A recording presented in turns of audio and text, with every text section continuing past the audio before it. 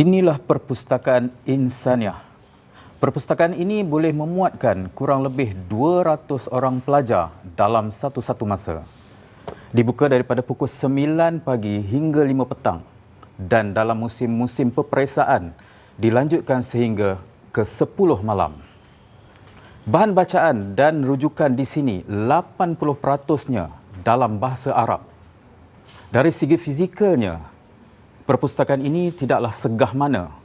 Namun ia menjadi tumpuan ramai, terutama para pelajar daripada luar Insaniah dan orang awam, khususnya daripada utara Semenanjung, kerana bahan bacaan dan rujukan di sini sangat bermutu dan bernilai yang sukar ditemui di lain-lain tempat.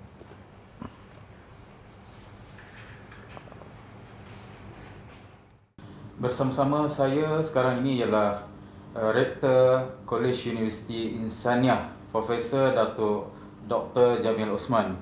Apa khabar, Doktor? Baik, Alhamdulillah. Baik, bolehkah Doktor berkongsi sedikit kejayaan di Insaniah ni, baik dari segi akademik, bukan akademik dan sebagainya?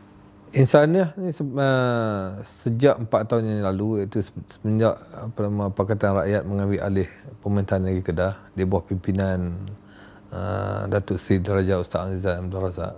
Beliau telah menjemput saya datang ke sini daripada UIA untuk membangunkan Insaniah sebagai sebuah universiti yang lebih komprehensif. Maksud dia, universiti yang mempunyai program yang di luar batasan daripada pengajian Islam sahaja. Jadi modelnya ialah model UIA. Model UIA ini satu model yang diterima oleh dunia, diterima oleh OIC, di mana pelajar graduate dalam bidang sains, contohnya memahami Islam, yang membuat program muamalat memahami Islam, program pengajian Islam memahami program konvensional. Dia dipanggilnya integrated approach, program yang mengintegrasikan ilmu Islam dan konvensional. Pelajar-pelajar dalam bidang syariah mendapat bachelor dalam syariah boleh melanjutkan pelajaran dalam bidang master dalam bidang pembinaan Islam. Jadi pelajar-pelajar yang mengambil bidang sains boleh mengambil diploma dalam tahfiz Al-Quran. Jadi bila keluar daripada Insaniah, dia boleh menjadi seorang hafiz dan menjadi seorang jurutera. Jadi peluang itu terbuka di Insaniah ini. Dan sekarang kita mempunyai pelajar dalam bidang perubatan. Dalam bidang perubatan, mereka bukan sahaja diajar dalam ilmu-ilmu profesional dalam bidang perubatan, mereka juga diajar ilmu-ilmu Islam dan penghafazan Al-Quran yang berkaitan dengan perubatan tadi. Okey, saudara ni penting untuk kita melihat dalam mikroskop supaya kita dapat tahu perbezaan antara struktur arteri dan struktur vein. Selama saya belajar, tidak pernah saya berjumpa satu perjanjian kita doktor Muslim yang menerapkan in the name of Allah, dan apa-apa yang kita buat semua kita letakkan Allah yang pertama. Kalau boleh pesakit, walaupun sakit, mengajar cara nak solat macam solat cara dalam keadaan sakit. Ya. Oh, diajarkan juga. Ya. Macam mana nak hadapi kalau tu mau dekat patient.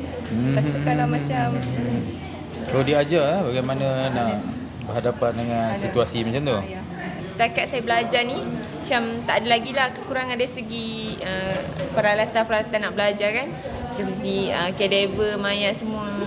Dah test lah mayat? Dah, kita semua dah pergi dah. Dah belik-belik dah. Dah belik-belik dah. Fasiliti yang ditambahkan sana ni bagi saya adalah bagus, sangat bagus. Kerana dari segi pembantu juga yang bagus, dan dari segi fasiliti seperti mayat, kami dapat mayat yang baru lagi, dan kemudahan seperti tempat katil mayat tu, dan mayat tu seperti biasa. Kalau IPTA mungkin tempat yang lain, satu mayat nisbahnya adalah 10-15 student. Dekat sini satu mayat lebih kurang 1, 3 atau 4 student. So pembelajaran kami lebih lagi. Nak bertanya sikitlah dengan doktor bagaimana pengajian kuliah perubatan ni yang telah dimulakan pada bulan 5, tidak silap saya. Bagaimana perkembangan setakat ini? Alhamdulillah, untuk pengambilan pertama kita telah mendaftar 25 pelajar dan kelas telah pun bermula dari semenjak bulan 5 dan alhamdulillah perjalanan kelas berjalan dengan lancar. Kita telah mendapat kelulusan oleh Majlis Perubatan Malaysia untuk mengambil seramai 50 pelajar. Untuk pengajian first intake ni, berapa tenaga pengajar yang sedia ada?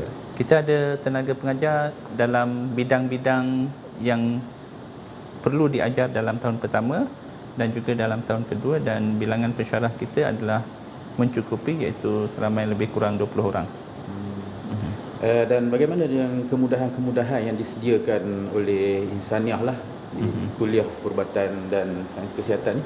Jadi sekarang ni kita telah ada satu dewan kuliah yang boleh menempatkan lebih 100 orang pelajar. Kita mempunyai makmal, 7 makmal.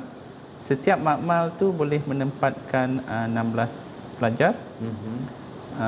Dan kita juga mempunyai museum. Ini adalah museum anatomi kita. Oh, ini museum anatomi. Boleh lihat di sekeliling kita ada model-model anatomi. Ya. Dan di sebelah sana kita ada dewan dissection, iaitu di mana pelajar-pelajar melakukan amali untuk membedah mayat, dan tempat penyimpanan mayat. Mayat sudah ada lah di... Mayat dah ada dah, dan kita mempunyai sekarang ni 11 mayat. 11 mayat? 11 mayat. الذين لهم دين على الميت ومسألة تسديد الديون هذا أمر مهم جدا. Keunikan Insaniah tidak sahaja terletak kepada 47 program yang ditawarkan, tetapi yang digabungkan ialah pengajian berteraskan akidah dan tenaga pengajarnya yang cukup wibawa dalam menyampaikan mesej ilmu yang diseimbangi dengan keperluan dunia dan akhirat. وقد فهمتم معنى ديون عينية. الدين العيني هو الذي تعلق بعين من أعيان التركة. وإذا أنواع الديون كم؟ نوعين. ديون ماذا؟ عينية وديون مطلقة أو مرسلة. Atau faktor-faktor yang menarik perhatian saya di Insaniah adalah pensyarah-pensyarah Arab itu sendiri. My name is Rebecca Gain, and I'm a PhD student in the Muamalat faculty at Insaniah University, and my personal background is in law. Actually, I'm a lawyer by education. I'm a doctor of laws, and I'm a member of the New York Bar. But I've been working in Eastern Europe and Africa for my career. Part of that was in banking, so that's why I'm studying within the Muamalat faculty, which is focused on Islamic banking or Islamic finance. Kita punya academic fellow pun bukannya calang-calang orang, CEO daripada Takaful, CEO daripada Bank Islam. Dekat universiti lain belum tentu kita boleh dapat yang tu. Ilmu yang practitioner yang ada tu tak ada dekat academician kan. Sebab tu saya mai sini. I was very impressed with the vision of the university, the way it's growing, and in particular the professors that are teaching within the Muamalat faculty. It's fantastic.